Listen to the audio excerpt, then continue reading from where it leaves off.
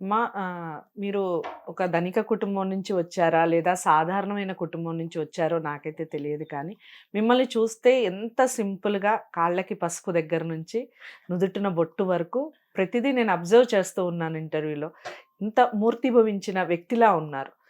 ఇలాంటి మీరు ఈ ఇంత ధనిక కుటుంబంలో ఉండి కూడా ఇలా ఉండటానికి మీరు తీసుకునే చిన్న చిన్న టిప్స్ చెప్పండి. ఈ నేటి సమాజంలో కొంతమందిలో మార్పొచ్చినా కానీ సక్సెస్ సాధించినట్టే కదా! మీరు ఏం చేస్తారు ఇంత సింపుల్‌గా ఉండడానికి?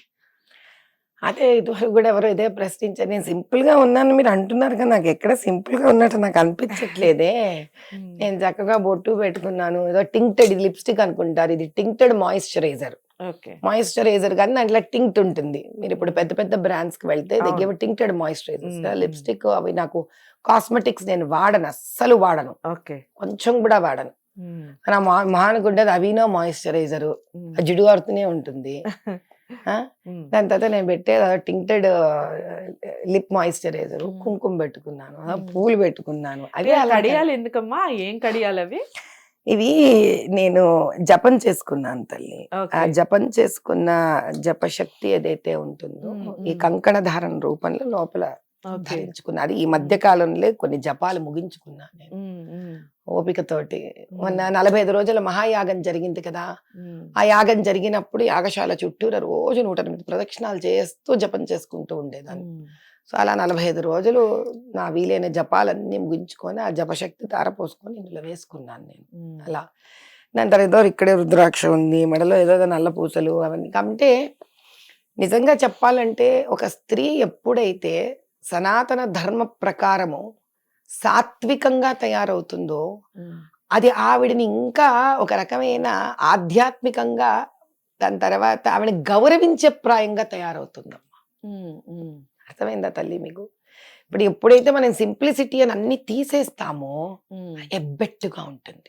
హ్మ్. లేదా ఎప్పుడైతే అవసరమైన దానికన్నా అతిగా అతిగా తయారవుతామో వేసుకుంటాము. హ్మ్. అప్పుడేమవుతుంది అంటే ఏమిటో ప్రదర్శన చేస్తున్నట్టుగా ఉంటుంది. అవును. ఒక స్త్రీ ఎప్పుడు ప్రదర్శన అవ్వకూడదు. హ్మ్. హ్మ్. ఒక స్త్రీ ఎప్పుడు ఏది తన నిజమైన పద్ధతో ధర్మమో అలా తయారవ్వాలి. అసలు లెక్క ప్రకారము ఆడవాళ్ళ పెదవులు కూడా ఎర్రగా ఉంటాయంట వివాహమైన తర్వాత. ఎందుకంటే వాళ్ళకి తాంబూలం వేసుకుంటారు. అవును. అమ్మవారి తాంబూలం హ్మ్. వేసుకుంటారు. హ్మ్. అంటే పెదవులు ఒక రకమైన తెలిసి తెలియని ఎరుపులో ఉండడం కూడా హ్మ్. సంప్రదాయమే. హ్మ్. ఏమిటంటే ఈ కాలంలో లిప్‌స్టిక్స్ వచ్చాయి కాబట్టి ఎలాగో అవి వేసుకొని పెట్టుకొని మాయిశ్చరైజర్ ఏదో టింక్టెడ్ మాయిశ్చరైజర్ పెట్టుకున్నాను. 24 గంటలు తమలపాకులు నములుతుంటే నాకు హ్మ్. అది అసిడిటీ పెరిగిపోతా ఉండింది. హ్మ్. సో, అందుకే సరదాగా అది తప్ప స్త్రీ ఎలా తయారవ్వాలి చక్కగా సూర్యుడి వంటి కుంకుమ ఉండాలి. హ్మ్. అయిపోయింది కదా! నువ్వసలు ఆ కుంకుమ పెట్టగానే ఆ మొహంలో తేజస్సొచ్చేస్తుంది. మీరు హ్మ్. చూడండి మగవాళ్ళు కూడా మీరు హ్మ్. స్త్రీల వరకు మాట్లాడుతున్నారు. మగవాడికి కూడా ఆ అవును. నొసలు అవును. అసలు సాక్షాత్ అమ్మవారి స్వరూపం. హ్మ్. శివస్వరూపం. దాని హ్మ్. మీద ఒక కుంకుమ వచ్చిందంటే అమ్మవారెళ్లి అక్కడ కూర్చున్నట్టే. హ్మ్. మనకే తెలియకుండా మగవాళ్ళు ఎవరైతే ఇక్కడ ఇక్కడ కుంకుమ పెడతారో వాళ్ళని చూడగానే మనకి చేతిలో దండం పెట్టాలనిపిస్తుంది. హ్మ్. అసలు ఆ కళ మారిపోతుంది. హ్మ్. అంటే హ్మ్. ఎంత పురుషుడిలో కూడా ఆ పాటి స్త్రీయత్వం ఉంటే అంత కళ వస్తే స్త్రీకి స్త్రీయత్వం లేకపోతే ఇంకేం చేస్తావు తల్లి? హ్మ్. చెవులకి ఏదో ఉండడం, మెడలో ఏదో చిన్నగా ఉండడం, చేతికి ఇంత గాజులేసుకోవడం, హ్మ్. హ్మ్. తలలో ఇంత పూలు పెట్టుకోవడం. హ్మ్. ఇంతే కదమ్మా! హ్మ్. ఇదే కదా సంప్రదాయం. హ్మ్. ఆ సాంప్రదాయాన్ని పాటించినప్పుడు వ్యక్తులు సింపుల్‌గానే ఉంటారు. మనసు హాయిగా ఉంటుంది. చూసే వాళ్ళకి కూడా ఏమవుతుంది అనంటే, ఈవిడ ఎంత నిండుగా ఉందే, నిండుగా కళగా ఉంది. ఉంది అనిపిస్తుంది. అవును. అంటే దాని అర్థం ఏంటి? హ్మ్. ఇప్పుడు మీకు నేను నిండుగా కనిపించడం వల్ల మీ మనసు హాయిగా ఉంది. అవును. ఒప్పుకుంటారా? హ్మ్. అలా మీరు నిండుగా ఉంటే వేరొకరి మనసు హాయిగా ఉంటుంది. అంటే మనం ఏం చేస్తున్నాం? మన చుట్టూరా ఒక హాయిగా ఉండే వాతావరణాన్ని మనం ఇన్ఫెక్ట్ చేస్తున్నాం. హ్మ్. వాతావరణం హాయిగా ఉందనుకో, అప్పుడు పని ఎంత బాగా హాయిగా చేసుకోవచ్చు. హ్మ్. ఒప్పుకుంటారా? ఓకే. అలా అంటే మన హైందవ ధర్మంలో కూడా హ్మ్. ఎందుకు ఇటువంటి సాంప్రదాయమైన వేషధారణ ఇచ్చారంటే, ఈ వేషధారణ మన హార్మోన్స్‌ని కానీ, హ్మ్. హ్మ్. మన ఎక్సైటెడ్ బాడీ స్టేట్‌ని గాని కామ్ చేస్తుంది. హ్మ్. అలా కామ్ అయిన పరిస్థితిలో మనం కామ్ అయిపోతాము. అటువంటి కామ్ స్టేట్‌లో మనం ఉద్యోగాలు చేసుకుంటున్నప్పుడు మనకేమి కష్టం ఉండదు, ఇబ్బందుండదు. ఇప్పుడు మీరు నా దగ్గరకొచ్చి అరవమంటే మీరు అరవలేరు. ఓకే. ఏమ్మా మీరు నన్ను ఇప్పుడు అరవమన్నా మీరు అరవలేరు, ఎందుకు అబ్బా ఇవిని ఏం అరుస్తాం, ఈవిడ అరబుద్ధి కావట్లేదే అనిపిస్తుంది. మీరు నన్ను కటువుగా ప్రశ్న వెయ్యాలన్నా మీరు ఇబ్బంది పడతారు నాతోటి. వేద్దామా వద్దా, పోనీ ఎలా అడుగుదాం, ఏమి ఇబ్బంది పడుగుదాం. మీరు ఆ మాట అన్నారు కాబట్టి ఒక ప్రశ్న. వేయండి. చాలా మంది మాట్లాడుకుంటున్న విషయం ఏమిటి అంటే, ఆధ్యాత్మికంగా ఈ మధ్య కాలంలోనే మాధవీలత గారు బయటకు వస్తున్నారు. అంటే ఈవిడ రాజకీయ రంగ ప్రవేశం చేయబోతున్నారు, బీజేపీలోకి ఎంట్రీ కాబోతున్నారు, దానికి సూచనగానే ఇవన్నీ చేస్తున్నారు అనే ఒక మాట వినిపిస్తూ ఉంది. అది ఎంతవరకు నిజమే అంటారా? మీరు నిజంగా బీజేపీ నుంచి పిలుపు రావటం కానీ, లేదా అటువైపు అడుగులు పడటం కానీ ఏమైనా జరిగిందా? అమ్మా ఫస్ట్ మీరు అంటున్నది ఈ మధ్య రాజకీయాల్లోకి రావడానికి ఈవిడ ఆధ్యాత్మిక బయటికి వచ్చింది అని అంటున్నారు.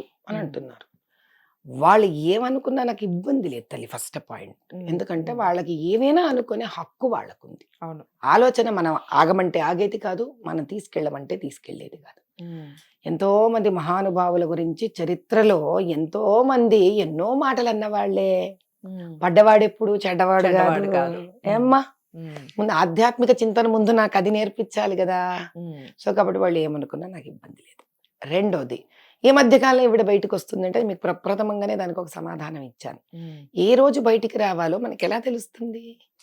9 నెలలు పుట్టిన బిడ్డ కూడా ఒక గంట ముందే కదమ్మా నొప్పులతో బయటకు వస్తుంది.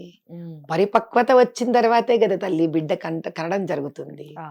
అలా నా జీవన విధానంలో నా ఆధ్యాత్మిక చింతన పరిపక్వతకు వచ్చి ఉన్న నాడు శివుని ఆజ్ఞలేందే చీమైనా కుట్టదే. నా వల్ల అవుతుందా తల్లి? పోనీ మీరు చెప్పండి, నేను మీకు డబ్బులు ఇచ్చానా ఇంటర్వ్యూకి? అయ్యో లేదమ్మా. అవునా? ఓపెన్ ఫ్యాక్ట్ ఇది. అలాంటప్పుడు మీ అంతకు మీరు నన్ను పిలిచి ఆప్యాయంగా నన్ను ఇంటర్వ్యూ ఎలా తీసుకున్నారు, అలా ఏదో ఒక రోజు ఒకరు వచ్చి నాతో ఇంటర్వ్యూ తీసుకున్నది ఆ టైంకి బహుశా నా ఆధ్యాత్మిక చింతన ఒక స్థాయి చేరి ఉండొచ్చు కదా. ఆ చేరిన స్థాయిలో నేను ఇచ్చే సమాధానాలు కానీ భగవంతుడు పలికిస్తున్న మాటలు 10 మందికి బాగుందనిపించి ఉండొచ్చు కదా. ప్రపంచంలో మంచి ఎంత ఉందో అంతకు తద్వారా ఏదో ఒక పాడులో చెడు కూడా ఉంటుంది అనే వాళ్ళతో నాకు ఇబ్బంది లేదు. ఇప్పుడు మూడో ప్రశ్న మీరు అడిగింది, ఏమ్మా మీరేమైనా బీజేపీలోకి రాదలుచుకున్నారా? నేను చిన్నతనం నుంచే వ్యక్తిగా నేను వెరీ డైనమిక్ పర్సనాలిటీ. నేను స్పోర్ట్స్లో ఉన్నాను, ఎన్సీసీలో వెళ్ళాను, రైఫిల్ మార్చ్లో వెళ్ళాను, ఆర్డీకి సెలెక్ట్ అయ్యాను, రాజ్పథ్ మార్చ్లో ఉన్నాను, 0.5 రేంజర్ షూటర్, రైఫిల్ షూటర్, నేను అథ్లీటు, అన్నీ ఉందే నాకు.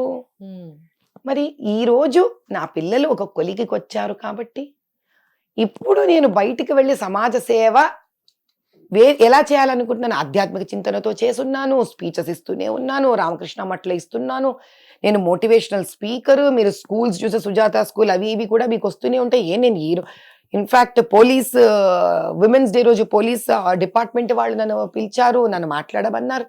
I been doing all these things. ఎప్పటి వరకు బయటికి రాలేదు.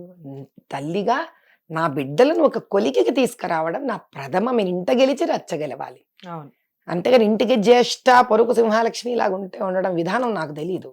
ముందు నా పిల్లలకు ఒడ్డుకు చేరుకోవాలి. ఒడ్డు అంటే ఏంటి? రేపొద్దున దేశానికి, వాళ్ళకి, కుటుంబానికి ఆదర్శప్రాయంగా ఉపయోగకరంగా వాళ్ళు అయ్యారా లేదా? ఇంట్లో పిల్లల్ని తీర్చిదిద్దుకోకుండా ముందు మేము రోడ్ల మీద ఎవరిని తీర్చిదిద్దుతానమ్మా? నేను భర్తకు చేతోడు వాడుగా చేతనేనంత ఉన్నాను. నాకున్న డైనమిజాన్ని వారు చూశారు. కన్స్ట్రక్షన్ అంటే కన్స్ట్రక్షన్ ఇచ్చారా ఒక పీరియడ్ లో. So he didn't let my dynamism go down anywhere. అర్థమవుతుందా మీకు?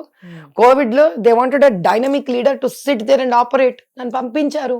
అదే కరెక్ట్ టైంలో పిల్లకి ఐఐటీలో సెలవులు, ఇక్కడ కూర్చొని ఇక్కడ చదువుతున్నారు పిల్లలు. నేను వెళ్ళాను, హాస్పిటల్ చూసుకున్నాను. So my dynamism was never let go in the family. ఆధ్యాత్మిక చింతన ఐ నెవర్ లెట్ ద ఆధ్యాత్మిక చింతన గో ఇన్ మై లైఫ్. నా పిల్లలు బాధ్యతలు చూసుకుంటూనే ఉన్నాను. నేను ఇన్ని ఎలా పర్ఫామ్ చేశాను అన్నది క్వశ్చన్ అవ్వాలి. కానీ ఈవిడ ఇంత త్వరగా బయటికి ఎలా వచ్చిందాక ఇంత ఫాస్ట్ గా, ఎంత స్పీడ్ గా ఈవిడ ఫేమస్ అయిపోతుంది. ఆ ప్రశ్నలు ఎవరు వేస్తారు అని అంటే, కాస్త పని పాటు తక్కువ ఉంటే కూర్చొని నిదానంగా మనం ఇప్పుడు ఏం కమెంట్ రాద్దాము అని రాస్తుంటే రాయనియండి అమ్మా. ఎందుకంటే వాళ్ళు అలాంటివి ఎంత అలాంటివి కూడా కావాలి కాబట్టి. కావాలా అక్కర్లేదా అనేది నాకు తెలియదు. అలాంటి వాళ్ళు రాయనివ్వండి. ఎందుకంటే వాళ్ళు రాసి నేనెవరా అనే అవకాశము తెలుసుకునే వాళ్ళకి ఇంకా ఎక్కువ ఇస్తున్నారమ్మా. అది వాళ్ళకి అర్థం కావట్లేదు. ఏం తల్లి, వాళ్ళు అలా రాయడం వల్ల ఏమవుతోంది? మీరు నన్ను ప్రశ్నిస్తున్నారు. అవును. ప్రశ్నిస్తున్నందుకే నాకు సమాధానం చెప్పే అవకాశం వస్తుందిగా ఉమ్. ఏమ్మా. కాబట్టి వాళ్ళందరికీ నా దండం. నా గురించి నెగిటివ్ గా కమెంట్ చేసే ప్రతి సోదరుడికి సోదరీమణుడికి నేను నిజంగా చేతులెట్టి నమస్కారం చేస్తున్నాను. నాన్న మీరు అలా ఎంత చక్కటి ప్రశ్నలు వేస్తే నా మీద ఉమ్. వాటికి సమాధానం చెప్పుకునే అవకాశం పరమేశ్వరుడు మీ ద్వారా నాకు ఇప్పించాడని కోరుకుంటున్నాను. ఓకే. ఇప్పుడు సమాజ సేవ చెయ్యాలి. సేవ అంటే ఏంటి? ఆ సేవ చేస్తూనే ఉన్నాను. కానీ ఇది ఏంటి సేవ అంటే? ఉమ్. మనందరికీ తెలుసు తల్లి, రాజకీయాల్లో ఎంతవరకు నిజముంది, ఉమ్. ధర్మం ఉంది అనేది మనకు తెలుసు.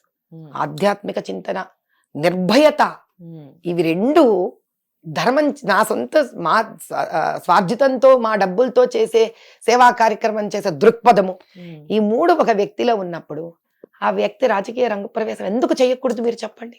Okay. Why I'm not eligible అనేది మీరు నన్ను మీరు చెప్పండి సమాధానం మీ దగ్గర ఉంటే. Um. Why I'm not eligible? Um.